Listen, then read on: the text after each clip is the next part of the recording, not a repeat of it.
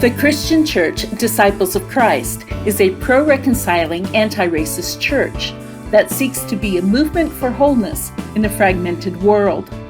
The Reconciliation offering supports this movement, and it will be received in most churches September 25th and October 2nd. Half of the offering remains in the Upper Midwest region to support anti-racism, pro-reconciliation efforts in this area.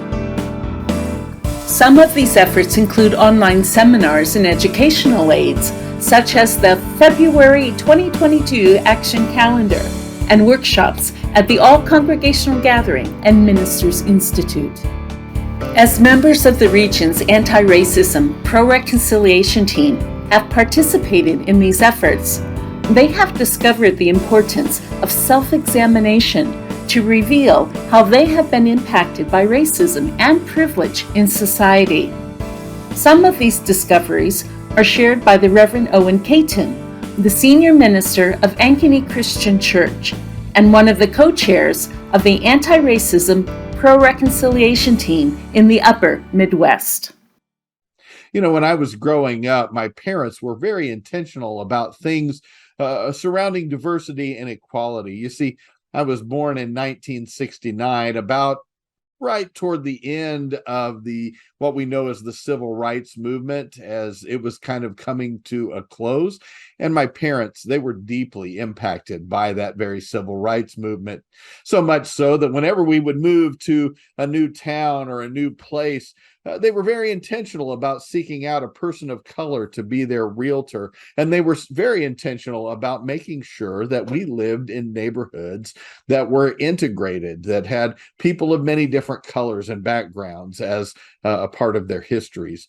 And so it affected me as I was growing up. My neighbors looked differently than I did. My friends experienced the world differently than I did, and I was all the richer for it.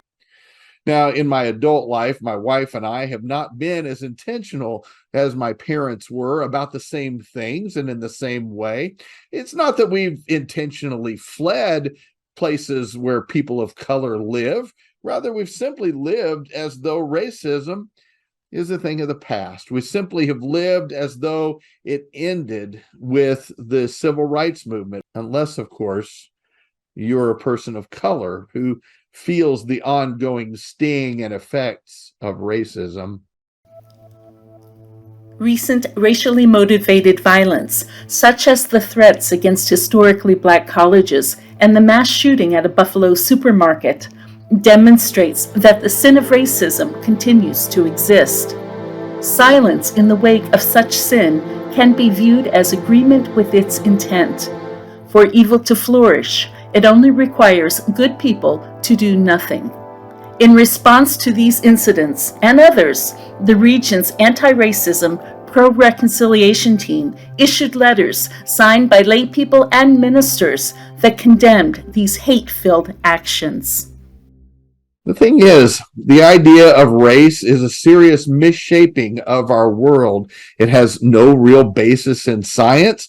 It's an idea, it's a socioeconomic structure that was created intentionally to benefit certain members of society and at the expense of other members of society, namely to benefit white people. Race was created intentionally, and so it has to be undone intentionally as well. Please give generously to the Reconciliation offering that will be received September 25th and October 2nd.